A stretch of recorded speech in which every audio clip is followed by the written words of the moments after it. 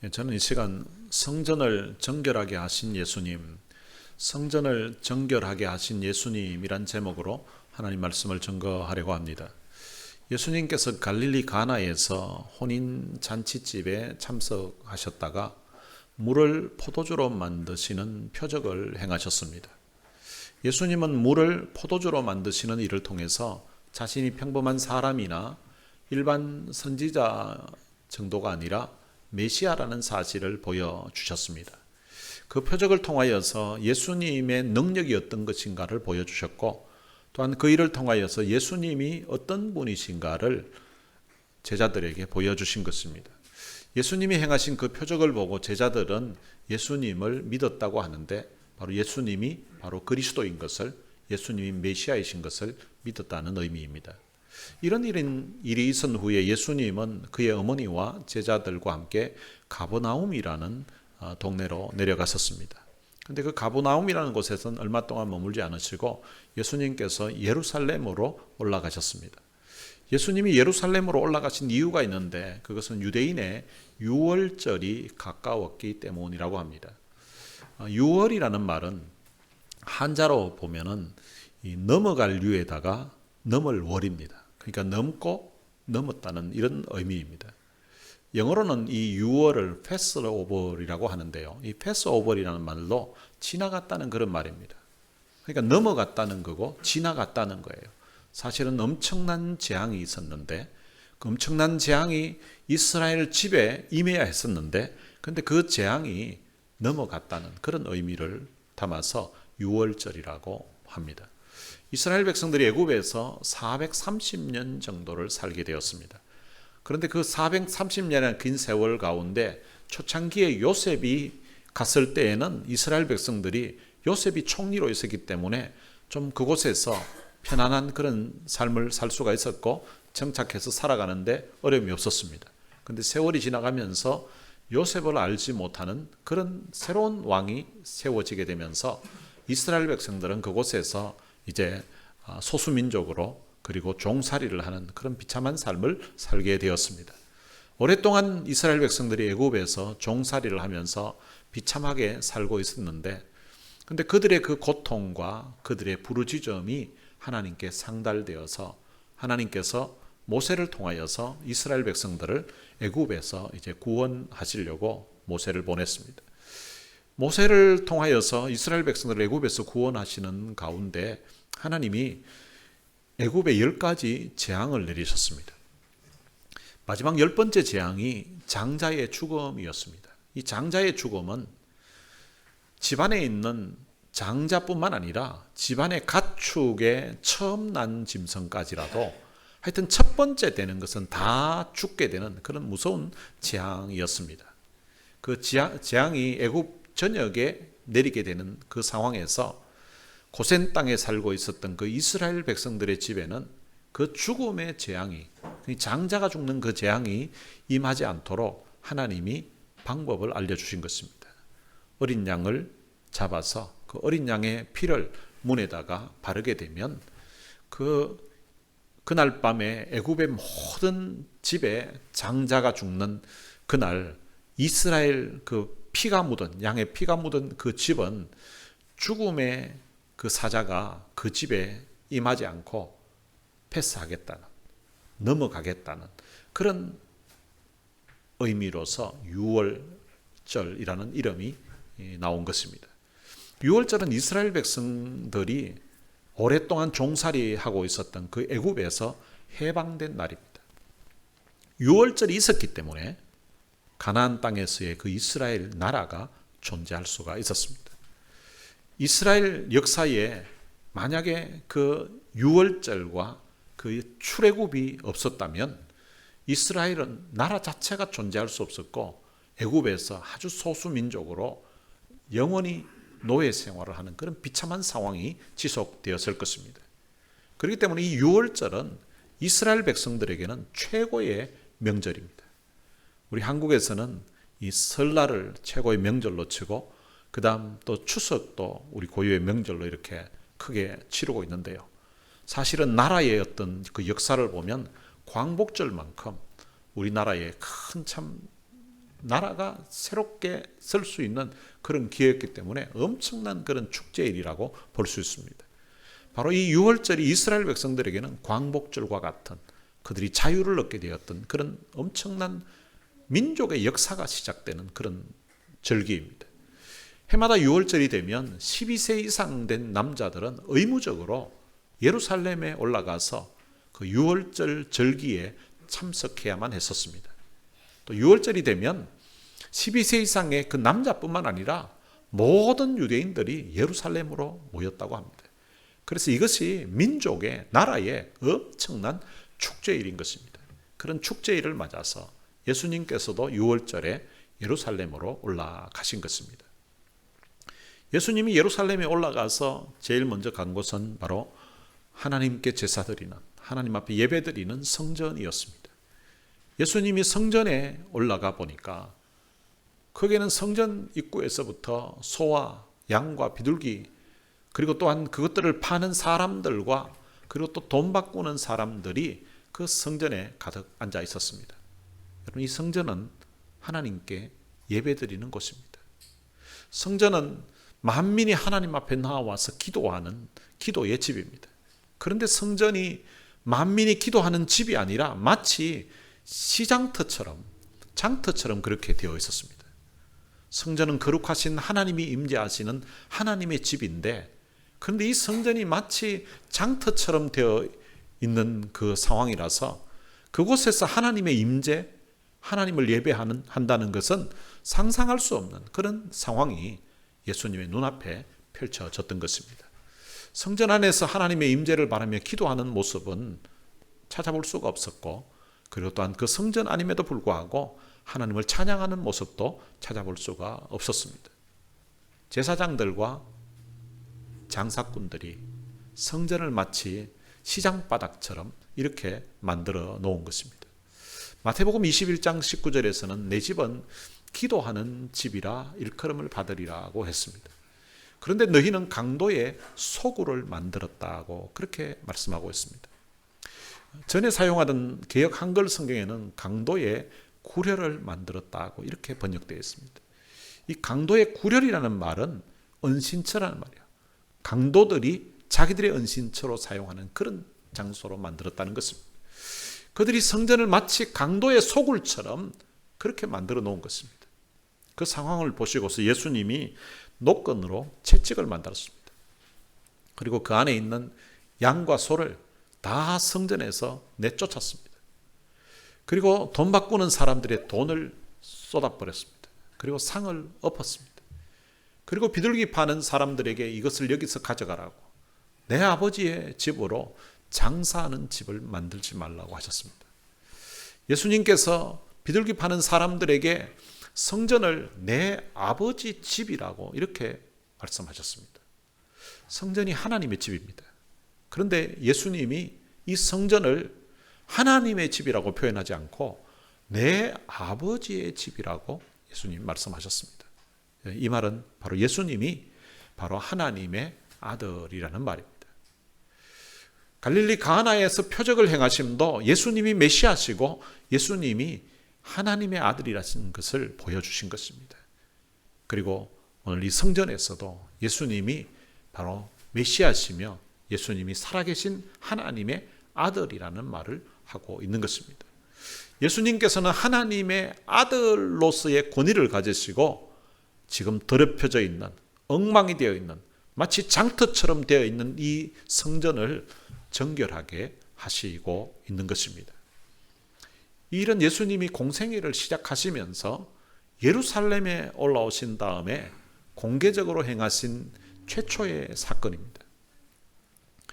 혼인잔치의 그 표적은 갈릴리 가나라는 그 조그마한 한 시골 동네에서 행하신 제자들에게 보여주신 일이라면, 오늘 본문에서 예수님이 성전을 정결하게 하신 이 사건은 수백만 명의 인파가 모이는 그 예루살렘에서 공개적으로 예수님이 살아계신 하나님의 아들이라는 사실을, 예수님이 메시아라는 사실을 지금 알리고 있는 일인 것입니다. 당시 6월절이 되면 약 200만 명이 넘는 그런 사람들이 예루살렘으로 모였다는 역사적인 자료들이 있습니다. 예수님이 성전을 정결하게 하신 이 일은 아주 중요한 일입니다. 이 사건을 요한복음에서는 예수님이 가나에서 물을 포도주로 만드시는 그 표적을 행하신 후에 예루살렘으로 올라가신 다음에 바로 첫 번째로 행하신 표적으로, 첫 번째로 행하신 사건으로 이 사도 요한은 기록하고 있습니다. 그런데 다른 복음서에는 보면 마태와 마가와 누가는 이 일을 예수님이 이제 이 땅에서 사역하시는 동안 3년을 사역하시는데 예수님이 유월절 절기를 지키기 위해서 3번 예루살렘으로 올라갔습니다. 그런데 그 중에서 마지막 3번째에 올라가셨을 때에 그때 성전을 정화하신, 정결케 하신 사건을 다른 복음서 기자들은 기록하고 있습니다. 이 부분에 대해서 성경학자들이 두 가지 견해로 보고 있습니다. 예수님이 성전을 정결케 하신 이 사건이 예수님이 사역 마무리 때에 그때 이제 마지막 유월절 지키기 위해서 올라갔을 때에 그때 행하신 일이라고 보는 학자들도 있고, 또 어떤 학자들은 예수님이 성전을 정화하신 이 사건이 예수님 사역 초기에 또 한 번 하시고 그리고 마지막에도 한 번 하셨다고, 2번을 하셨다고 이렇게 해석하는 학자들도 있습니다. 한 번을 했다면, 그런데 한 번을 했다면 왜 요한은 예수님이 사역 초창기에 하신 것처럼 사람들이 인식하도록 이렇게 기록했을까에 대해서 의문을 가진 사람도 있습니다. 성경을 기록할 때에 예수님이 행하신 그런 일들을 순서적으로 다 기록한 건 아닙니다.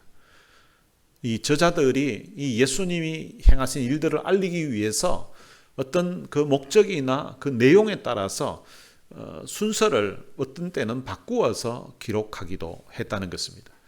그런 차원에서 해석할 경우에는 이 사도 요한 같은 경우에는 이 예수님이 성전을 정결케 했던 이 사건이 너무나 중요하기 때문에 앞부분에 다뤘다고 이렇게 보기도 하고요.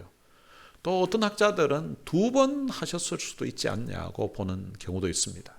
만약에 2번 했다는 쪽으로 해석을 한다면 성전을 정결케 하시는 이 사건이, 이 일이 너무 중요하기 때문에 예수님이 사역 초기에도 그리고 또한 사역 마지막에도 성전을 정결케 했다고 볼 수도 있습니다. 어느 것이 맞는지는 정확하게는 알 수 없지만 오늘 이 성전을 정결케 하시는 이 사건은 너무 중요한 일이기 때문에 사도 요한 같은 경우에는 앞부분에서 지금 이 일을 다루고 있습니다.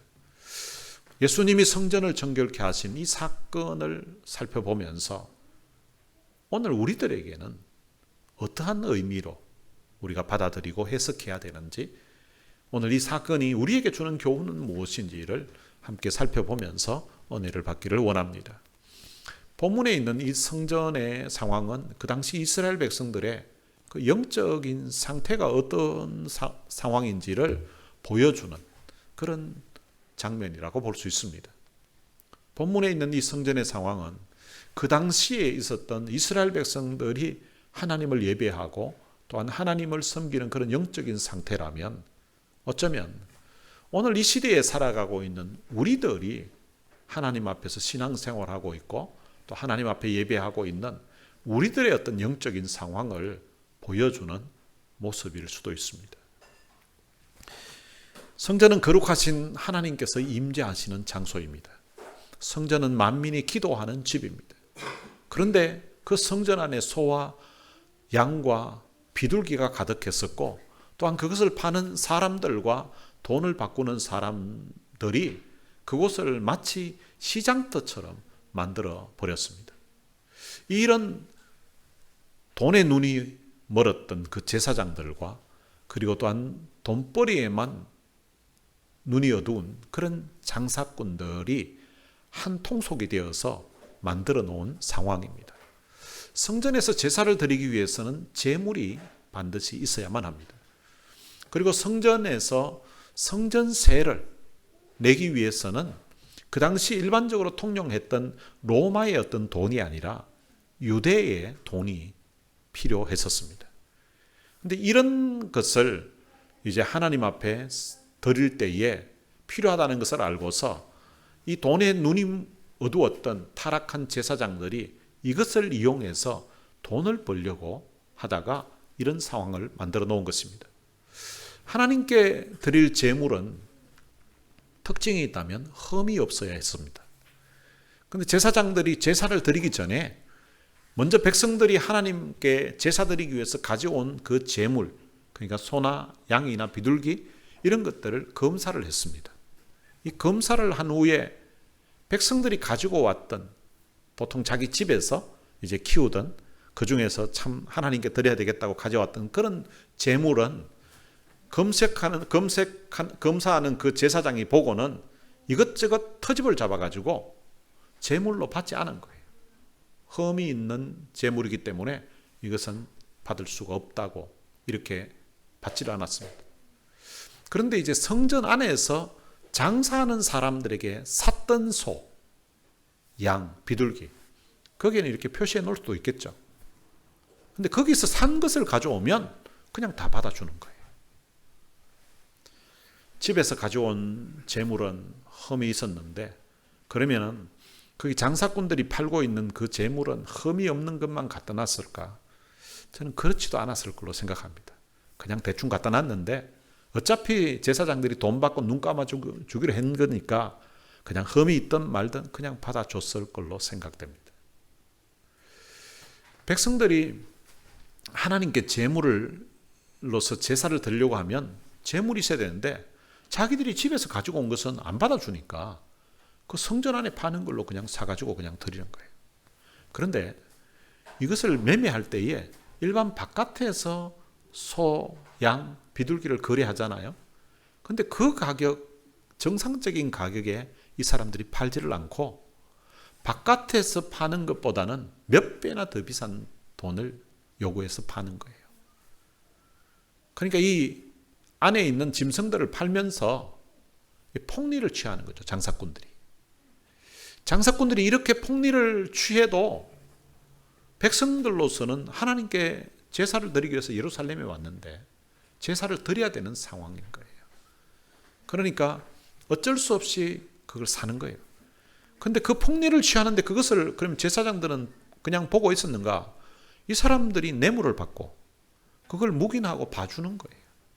그렇게 팔도록 허락을 해준 것입니다. 돈 바꾸는 사람들도 마찬가지입니다.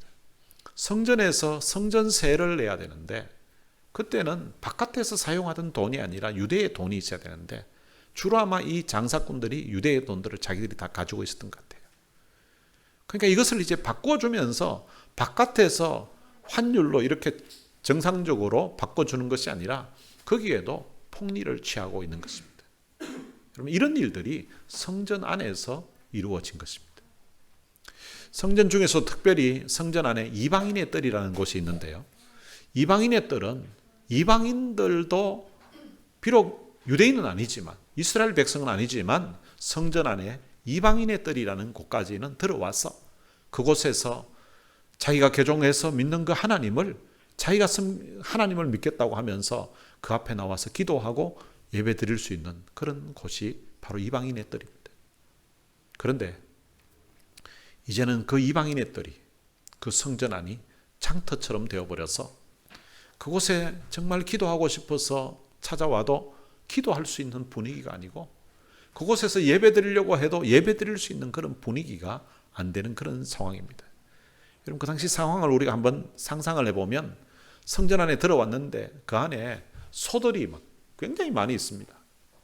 소들이 있고 그리고 또 양들이 성전 안에 양들로 가득 차 있습니다. 그리고 비둘기들도 그 안에 많이 있습니다. 그러니까 돈이 좀 많은 사람들은 소를 하나님께 바치고 그 다음 일반 사람들은 양을 사서 바치고 그리고 가난한 사람들은 비둘기를 사서 하나님께 제물로 바치는 것입니다. 거기에다가 장사하는 사람들이 손님을 부르는 소리가 막 시장에 가면 느끼는 그런 분위기 있잖아요. 장사하는 사람들이 막 손님을 부릅니다. 그리고 또 장사하는 사람과 손님들이 막 흥정을 하는 그런 소리도 그 안에 가득합니다. 거기에다가 지금 소가 많이 있고 그리고 양도 많이 있습니다. 그러면은 그게 이제 소와 양의 그런 똥 냄새, 오줌 냄새 이런 것들로 성전 안이 가득했을 것입니다. 여러분, 이런 모습을 성전이라고 표현하기가 참 이상할 것 같습니다. 마치 시골 장터에 소를 파는 그 우시장 있죠. 그 소를 팔고 있는 그 우시장과 같은 그런 모습이 성전 안에서 펼쳐진 것입니다. 거기에다가 제사장들은 하나님께 정말 마음을 들여서 진심으로 하나님 앞에 예배하고자 하는 그런 일에는 전혀 관심이 없었습니다.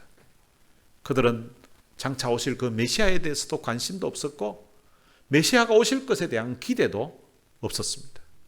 그들은 마치 돈에 환장한 사람들처럼 얼마나 돈을 많이 모을 수 있는지 거기에만 관심이 있었습니다. 여러분, 제사장들은 이스라엘 백성들에게는 영적인 목자들입니다. 그런데 이들이 다 탈선하여서 자신들이 해야 될 그 사명을 다 잊어버린 채 돈벌이에만 관심이 있었던 것입니다. 제사장들의 영적인 상태가 이런 형편이었기 때문에 그 당시 이스라엘 백성들의 그 영적인 욕구를 채워줄 수 있는 그런 사람들이 없었던 것입니다. 그러니까 이스라엘 백성들의 그 영적인 상태는 그들을 돌봐줘야 될 목자가 없어진 그런 상황이었습니다. 이스라엘 백성들은 목자가 없이 버려진, 줄이고 목마른 그런 상황에 있는 백성들이 전부 다였다고 보면 됩니다. 이러한 상황을 마태복음 9장 36절에서는 마태는 이렇게 기록하고 있습니다. 무리를 보시고 불쌍히 여기시니 이는 그들이 목자 없는 양과 같이 고생하며 기진함이라.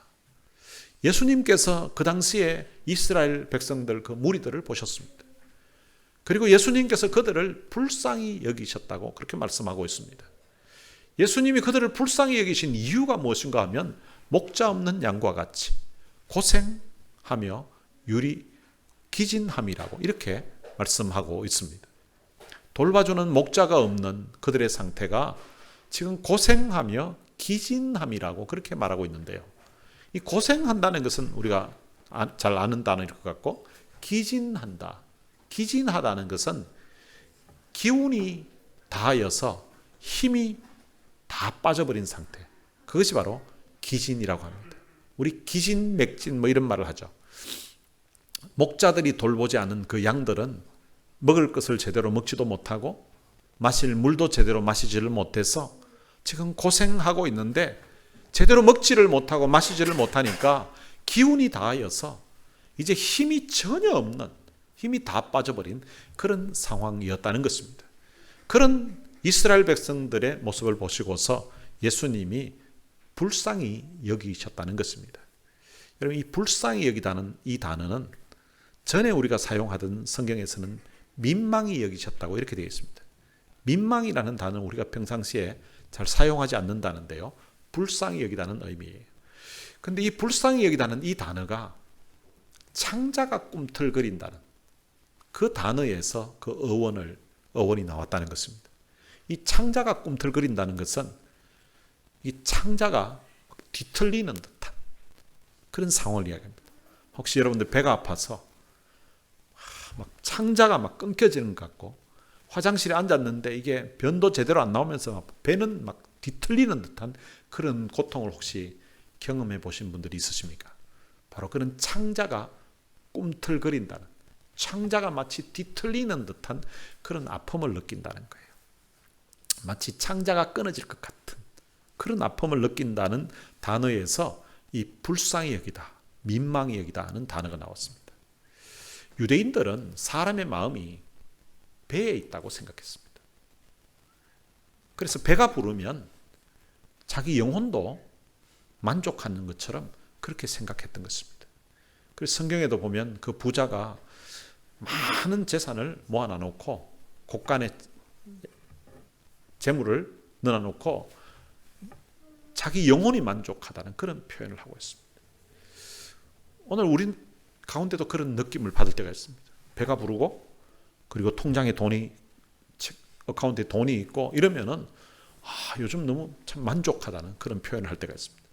여러분, 이 만족하는 거하고 그 영혼하고는 좀 다릅니다.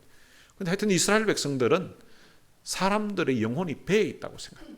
배부르면 자기 영혼도 만족하는 걸로 그렇게 생각한 거예요. 근데 한국 사람들은 사람의 마음이 어디 있다고 생각하는가 하면 가슴에 있다고 생각해요. 사람의 마음이. 그래서 마음이 너무 아플 때에 가슴에다가 손을 대고 가슴을 칩니다. 마음이 너무 아프다고. 너무 속이 상해서 마음이 아프다고 합니다. 마음이 가슴에 있다고 생각하는 거예요. 근데 의사들의 말에 의하면 실제 사람의 마음은 가슴에 마음이 없습니다. 마음이 가슴에 있는 게 아니래요. 마음에 심장은 있지만 심장하고 마음에 이 마음이 있는 거하고는 또 다른 거죠. 그리고 배에 있는 것도 아니래요. 그러면 사람의 마음이 도대체 우리 신체 중에 어디에 사람의 마음이 있는가? 머리에 있대요. 사람이 생각하고 하는 게 다 머리로 하니까. 근데 이제 실제 사람이 마음이 아플 때 머리에 손을 대고 마음이 너무 아프다 이렇게 표현하는 사람은 아마 없을 거예요. 혹시 누가 여러분 앞에서 나 요즘 너무 마음이 아프다고 막 머리 손대면 이게 좀 미쳤나 이렇게 생각할 수도 있어요. 실제 마음이 머리에 있는데, 그런데 우리 느낌에는 마음은 가슴에 있는 것처럼 그렇게 생각하고 너무 마음이 아프다고, 너무 마음이 답답하다고. 사실 마음이 답답해서 여기가 답답한 게 아니라 머리가 답답해야 되는데, 그런데 표현은 그렇게 한다는 거죠. 창자가 꿈틀거리다는 것을 이게 우리식으로 표현하면, 유대인들은 배에 있으니까 창자가 뒤틀리는 듯한 아픔을 느꼈다고 했다면, 우리는 가슴에 있다고 생각하니까 마치 가슴이 찢어지는 듯한 그런 아픔을 느끼셨다는 것입니다. 예수님이 목자 없는 양과 같이 버려진 그 양들의 모습을 보면서 예수님이 마치 가슴이 찢어지는 듯한 그런 아픔을 느끼셨다는 것입니다. 그 당시 제사장들은 백성들을 위해서 존재하는 것이 아니라 자기들의 배를 채우기 위해서 양떼들을 착취하는 그런 사람들이었습니다. 제사장들뿐만 아니라 사실은 백성들의 마음도 하나님으로부터 멀어져 있었습니다. 마태복음 15장 8절에 보면 이 백성이 입술로는 나를 공경하되 마음은 내게서 멀도다. 백성들도 제사장들과 마찬가지로 그 마음이 하나님으로부터 멀었다는 것입니다. 말로는 하나님을 공경하는 것처럼 했지만 실제 그 마음은 하나님을 멀리 떠나 있었다는 것입니다. 제사장들은 하나님께 제사 드리는 것을 자신의 탐욕을 채우는 수단으로 그렇게 삼았습니다. 그들은 경건을 이익의 재료로 삼았던 것입니다. 제사장들은 하나님을 목적으로 삼지 않고 수단으로 삼는 그런 엄청난 죄를 범하고 말았습니다. 오늘 본문의 상황을 보신 예수님은 그가 메시아로서 하나님의 아들로서의 권위를 가지고서 심판을 행하시는 모습을 우리에게 보여주고 있는 것입니다. 예수님께서 노끈으로 채찍을 만들어서 소와 양을 다 성전에서 내쫓으셨습니다. 그리고 내 아버지 집으로 장사하는 집을 만들지 말라라고 하셨습니다. 우리가 일반적으로 예수님 생각하면 굉장히 부드러운 참 자비하신 사랑의 모습을 생각합니다. 예수님은 온유하시고 겸손하신 사랑의 하나님이십니다. 그러나 죄에 대해서는 아주 무섭게 심판하시는 공의로우신 하나님이십니다. 주님의 이런 행동을 어느 누구도 제재하지를 못했습니다. 유대인들이 예수님께 물었습니다. 네가 이런 일을 행하니 무슨 표적을 우리에게 보이겠느냐. 그러니까 이런 행동 자체가 마치 선지자들이 하는 그런 행동들인 걸로 그 유대인들도 그렇게 받아들인 거예요. 그럼 네가 진짜 선지자라면 우리에게 무슨 표적을 보여주겠느냐. 그때 예수님이 너희가 이 성전을 헐라 내가 사흘 동안에 일으키리라. 그들이 도무지 이해할 수 없는 답변을 하셨습니다. 그때 유대인들이 그 예수님이 하신 말씀의 의미를 이해하지를 못하고 이 성전은 46년 동안에 지었는데 네가 3일 동안에 네가 짓겠다고? 그 말이 되냐고 하는 반응을 했습니다. 요한은 바로 예수님의 말씀을 해석하기를 예수님은 성전된 자기 육체를 가리켜 말씀하신 것이라고 했습니다. 그러니까 아마 요한도 그 당시에는 이해를 못했을 것 같아요. 그런데 지나고 나서 보니까 이 성전을 헐라 그러면 사흘 만에 일으킨다고 했는데 이 성전이 바로 예수님 자신이라는 거죠. 그리고 예수님을 너희들이 십자가에 못 박아 죽이게 되면 내가 사흘 후에는 다시 살아날 것이라고, 내가 부활할 것이라는 그런 의미로 성전을 헐면은 내가 사흘 만에 다시 일으키겠다고, 살아나겠다고, 그렇게 세우겠다고 그렇게 하셨던 것입니다. 그런데 성경은 우리의 몸이 성령이 거하시는 전이라고 말씀하고 있습니다. 어쩌면 예수님이 자신을 그 성전으로 비유하셨던 것처럼 고린도전서 3장에 보면 사도 바울은 고린도 교회 성도들에게 너희는 너희가 하나님의 성전인 것과 하나님의 성령이 너희 안에 계시는 것을 알지 못하느냐. 오늘 예수 믿고 죄사함 받고 그래서 예수님을 우리의 마음에 모셔드려서 예수님을 믿는 사람들은 오늘 우리의 몸이 바로 하나님이 거하시는 성전이라는 것입니다. 우리가 예수를 믿으면 성령님께서 우리 안에 들어와서 거하고 계신다는 거예요. 그것을 신학적인 용어로는 성령의 내주라고 하는데요. 오늘 우리 안에서 거하고 계신다는 것입니다. 그렇기 때문에 우리의 몸이 바로 성전과 같다는 것입니다. 그러니까 성전이 거룩해야 했던 것처럼 오늘 우리의 몸이 예수님의 보혈의 피를 통하여서 죄사함 받은 사람들은 거룩해졌다는 것입니다. 거룩해졌을 뿐만 아니라 이 거룩한 이 몸을 또한 우리 마음을 거룩하도록 계속 유지하면서 살아야 된다는 것입니다. 제가 오래전에 읽었던 책인데요. 로버트 멍어라는 교수님이 썼던 내 마음 그리스도의 집이라는 책이 있습니다. 아주 작은 소책자입니다. 그런데 적은 책이지만 그 안에 있는 내용이 참 많은 도전과 감동을 줬습니다. 제가 그 책을 읽고서 너무 도전이 되고 좋아서 제가 신학교 다니면서 동기들, 후배들에게 아마 사주고 나눠준 것만 해도 아마 100권은 넘었던 것 같아요. 이게 많이 나눠줬던 것 같아요. 한번 읽어보라고 하면서. 그 책에 이런 내용이 있습니다. 책의 저자가 예수님을 구주로 믿었는데 근데 정말 마음에서는 자신의 주님으로 모시고 살지 않았던 거예요. 근데 어느 날 그 주님을 자기 마음의 집에 주님을 영접을 합니다. 그리고 예수님을 자기 마음의 집에 영접한 다음에 자기 삶에 일어났던 그 변화들을 마치 동화처럼 기록한 책입니다. 주인공은 자신의 어떤 삶의 영역을 마치 자기 마음의 집으로 비유해서 그리스도를 자신의 집으로 모신 것으로 표현을 합니다. 주인공은 예수님을 모시고서 자기 서재에 갔습니다.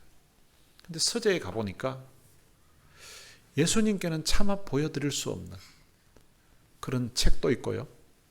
그런 또 잡지도 있고 그리고 또 서재에 걸려있는 그 그림 보니까 주님이 보실까 싶어서 너무 당황한 그런 상황을 경험하게 됩니다. 그리고 나서는 서재에서 나와서 주방으로 예수님과 함께 갔습니다. 그런데 주방에 가보니까 예수님을 대접해 드릴 만한 마땅한 음식이 없는 거예요. 거기에는 자신의 식욕만 채울 수 있는 그런 탐식으로 살았던 자기의 그 모습을 깨닫게 됩니다. 그리고 예수님 모시고 거실에 갔습니다. 근데 거실에 가보니까 자기가 지금까지 봤던 그 TV 프로그램이 있는데 그 주님과 함께 그 거실에서 앉아서 자기가 이때까지 봤던 그런 TV 프로그램을 차마 볼 수가 없는 그런 내용들을 자기가 보면서 그동안 살았던 것을 깨닫게 됩니다. 그리고 주님 모시고 작업실을 갑니다. 그 작업실에는 자기가 지금까지 노력하면서 만들어 놓았던 것들이 있었는데 보니까 너무나 참 초라하고 만들어 놓은 것이 별게 없는 거예요. 지금까지 주님 의지하지 않고 자기 인간적인 방법으로 노력하면서 살아왔던 그런 모든 노력의 결과들이 다 의미 없었고 실패였다는 사실을 그 작업실에서 주님 모시고 가서 보면서 깨닫게 됩니다. 그리고 그 다음 오락실로 갔습니다.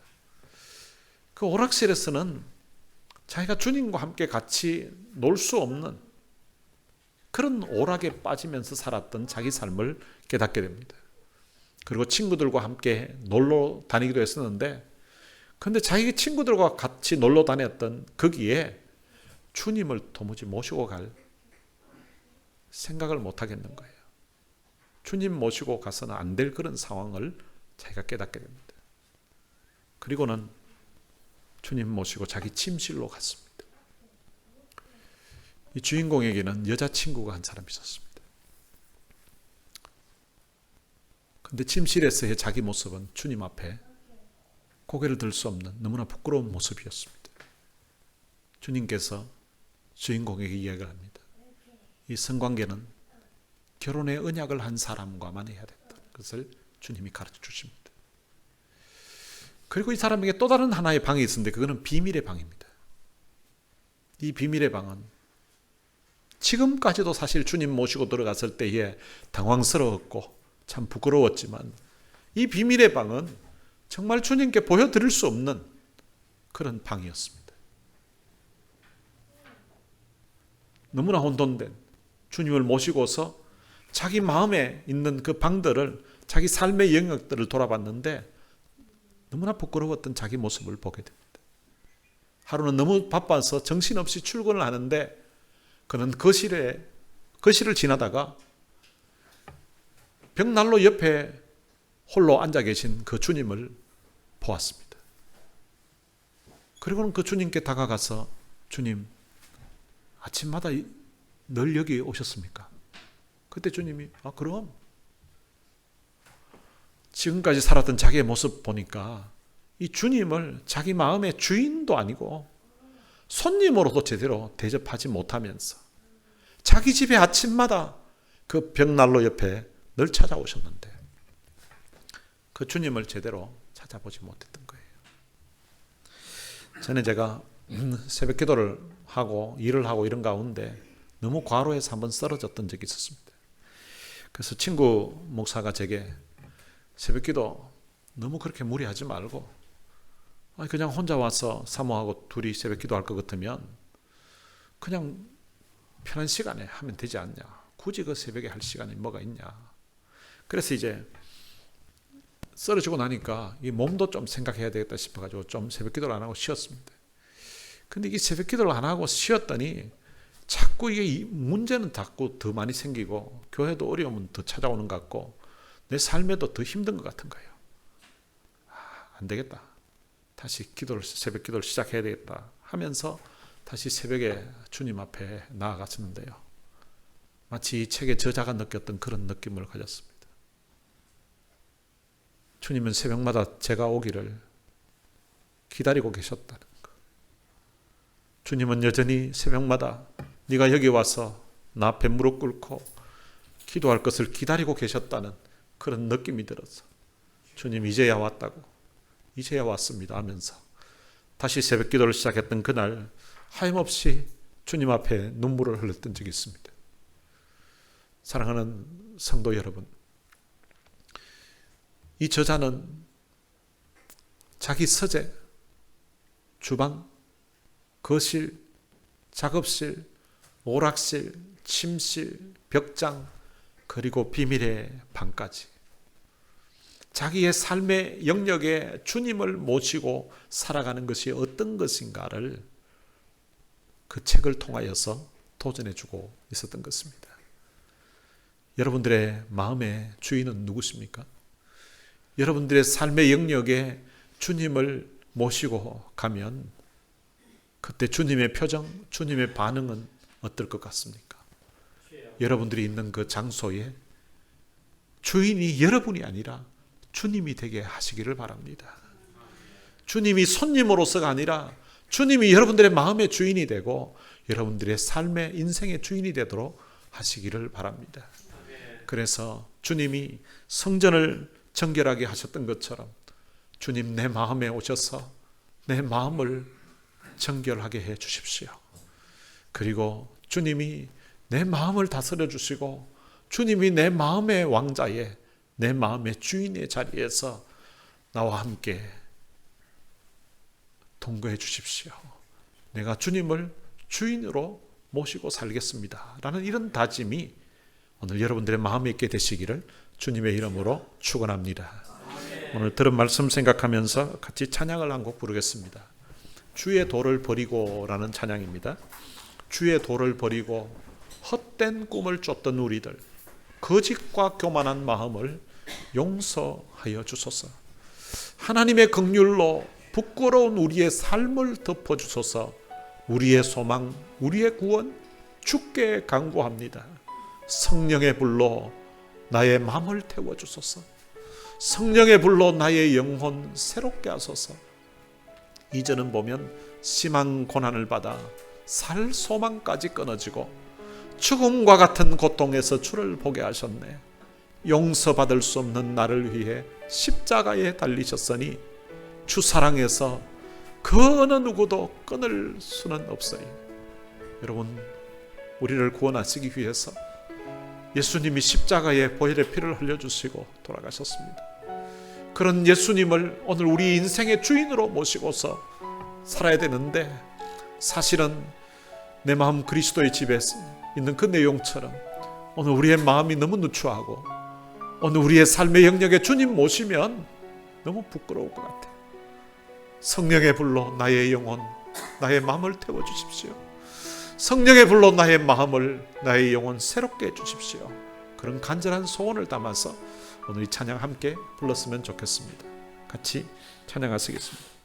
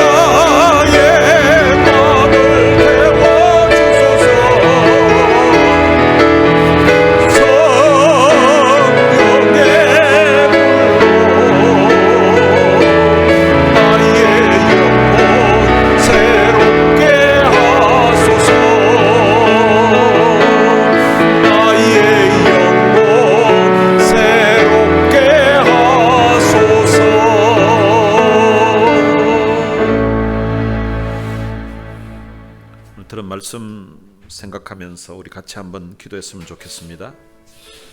혹시 오늘 말씀 들으면서 여러분 마음에 와닿은 그런 말씀이 있습니까? 혹시 말씀이 여러분들의 마음에 도전이 되는 그런 말씀이 있습니까? 혹시 오늘 들은 말씀 중에 여러분들 마음에 감동이 되는 그런 말씀이 있습니까? 혹시 오늘 들은 말씀 중에 여러분들의 마음에, 여러분들 양심에 찔림이 되는 그런 말씀이 있습니까? 오늘 그 말씀 붙들고 주님 성령의 불로 나의 마음을 좀 태워주십시오. 예수님의 그 십자가 보혈로 내 마음을 좀 정결케 해 주십시오. 오늘 우리 간절한 마음을 담아서 우리 통성으로 기도하시겠습니다. 살아계신 아버지 하나님, 은혜를 감사합니다. 주님 앞에 나와서 예배드리는 주님, 오늘 이 말씀이 오늘 우리의 마음에 주님 도전이 되게 하시고, 마음이 오늘 우리의 마음에 주님 감동이 되게 하시고, 마음에 찔림이 있게 하신 것 참으로 감사합니다. 예수님이 성전을 정결케 하셨는데, 예수님이 오늘 우리 교회에 오시면, 예수님이 오늘 내 마음에 오시면, 오늘 예수님이 우리 가정에 오시면 어떻게 하실까 생각해보니, 오늘 주님 내 마음 그리스도의 집에